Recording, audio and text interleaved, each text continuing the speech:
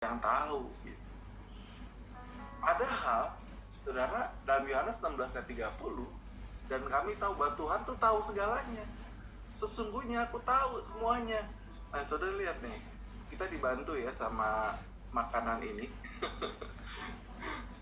Tuhan tuh tahu segalanya. Oleh karena itu saudara, ketika kita belajar jujur sama sendiri, ingat ini aja nih.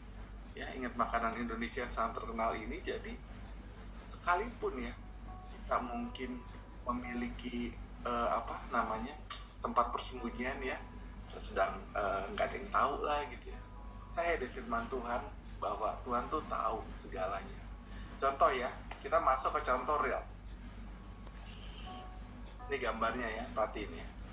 Jujur ya, kamu kan tahu ya. Nah, contohnya apa? Pura-pura tidak tahu kondisi dompet. Ini senyum-senyum sendiri nih saudara nih. Ada seorang namanya Dodo. Dodo terus menerus menggunakan kartu kredit dengan alasan, nanti bisa dilunasi kok, oh limitnya masih cukup, Tuhan pasti berkati, bayarin utang saya. Dengan iman saya yakin nanti juga beres. Padahal si Dodo tahu bertahun-tahun keuangannya itu berdarah. Ya, artinya berdarah tuh pengeluaran lebih besar daripada pemasukan, dan hanya sanggup minimum payment selama bertahun-tahun, dan cash flow-nya selalu minus. Tapi si Dodo ini gas terus, ngutang siapa takut gitu. Yang penting rajin ke gereja. Nah saudara, siapa yang ngerti coba, yang mau jujur, pernah mengalami kondisi seperti Pak Dodo? Pura-pura tidak tahu kalau sebetulnya Anda itu nggak sanggup untuk membayar kartu kredit, tapi gesek terus. Coba kasih reactionnya. Saya mau tahu saudara belajar jujur pada diri sendiri. Saya pernah nih. Saya ayo saya tungguin deh, kan kita lagi mau belajar jujur diri sendiri nih, kan percuma nih ya. Saya tungguin siapa ya yang mau ngaku ya saudara, supaya kita apa bisa berubah. Kalau nggak berubah loh ya, udah tahu ya. Nah saya ulang lagi nih, Anda semua sudah tahu bahwa Anda tuh nggak ada uangnya gitu loh, cuma nekat beli aja karena berharap apa nanti ya Tuhan cukupkan nanti dan sebagainya ya. Terima kasih untuk kejujurannya ya. Oke. Nah, ini contoh nih. Ada seorang bapak nih ya, namanya Pak Dodo nih dia. Nih mukanya saudara. Mama puji Tuhan bulan ini banyak berkat, bisa beli BMW, BMW, wah bisa beli Fortuner. Waduh saudara, Pajero, Rubicon, wah ini harganya udah miliar-miliar. Rezeki nggak kemana ya, wah pasti istrinya, waduh papa I love you papa, katanya keren banget, keluarga kita dinaikkan derajatnya dari sebelumnya. Lihat saudara, kalau saudara mendadak punya ini dalam sebulan kan luar biasa. Tetapi Pak Dodo tuh kurang jujur saudara ya. Dia itu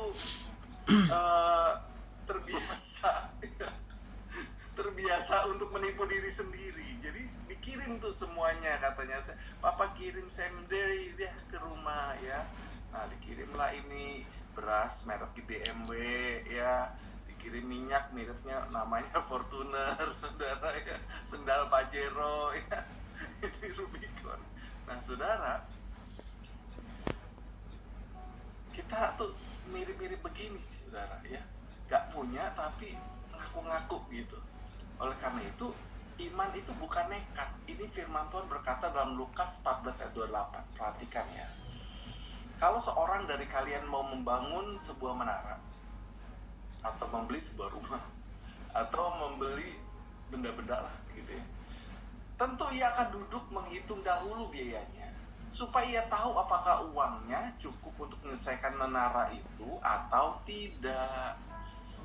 Ini firman Tuhan katakan begini nih yang benar. Ini Tuhan Yesus ngajar. Kalau saudara dan saya mau membangun, ingin membeli sesuatu, pokoknya ingin melakukan sesuatu dengan keuangan, Tuhan suruh apa? Duduk dan hitung dulu biayanya. Saudara, makanya banyak, saya nggak tahu ya, saudara sadar nggak sih kadang-kadang kita tuh punya iman atau kepercayaan yang salah gitu, dan kita penting gitu, bahkan hamba Tuhan ya. udah jelas gak ada uangnya, main bangun aja, entah itu bangun gereja lah, entah itu beli untuk apalah alasannya pekerjaan Tuhan. Tetapi jelas-jelas firman Tuhan nggak mengajarkan tipe begitu gitu, iman nekat begitu tuh nggak pernah diajarin. Tuhan malah suruh duduk, hitung dulu, budgeting yang benar, ya kan? Cukup nggak uangnya? Jangan sampai apa, menara itu tidak selesai. Amin. Coba siapa yang ngerti? Saya mau memastikan saudara ngerti nggak? Iman itu bukan nekat, saudara, ya. Bertobat yuk sama-sama, saudara, ya. Ini kan gereja di Visia juga lagi renovasi kan, lagi renovasi. Saya nih bagian keuangan, ngitungin lah gitu ya. Saya hitung gitu ya, ini kira-kira berapa nih, ya. Kloset berapa nih, tempat cuci tangan berapa ya, untuk berbagai kebutuhan berapa nih gitu ya, untuk lantainya berapa, untuk ubinnya, untuk peralatan toilet, untuk berbagai jenis lah ya, tangga semua gitu ya, ngitung kan. Ada nggak? Terus saya ketemu Pastor Sandy kan, ngobrol gitu ya. Ada loh orang nggak ngitung-ngitung, udahlah nanti nih kita punya uangnya baru punya 10%-nya, udah kita percaya ini Tuhan buka jalan. Pengen langsung beli-beli apa semua akhirnya macet, saudara. Pendeta kena libat hutang, stres karena bingung bayarnya. Karena apa ya, kayak gini, salah, saudara. Yuk, kita lanjut dulu ya. Yudas teh pura-pura peduli pelayanan, pura-pura. Yudas berkata bukan karena ia memperhatikan orang miskin. Yudas berkata begitu bukan karena ia memperhatikan orang miskin, tetapi karena ia pencuri. Ia sering mengambil uang dari kas bersama yang disimpan padanya. Saudara lihat di sini, Yudas ini pura-pura baik, pura-pura seakan-akan melayani gitu ya. Di sini saudara jadi bendahara gereja, uangnya kepake. Nah, itu mesti jujur, saudara. Nih, Yudas juga begini ya. Dia sering mengambil uang dari kas, saudara. Nah, sekarang kita masuk ke pilar kesehatan. Saya nggak tahu ntar kita bisa selesai semua nggak ya. Kalau nggak selesai, saudara, coba ntar saya kejar di sesi 2 ya. Pura-pura tidak tahu kondisi kesehatan. Contoh ya, seseorang cepat pusing dan demam terus-menerus, tetapi terus mengatakan, saya baik-baik saja. Cuma capek biasanya. Cuma capek biasa, nanti juga sembuh sendiri.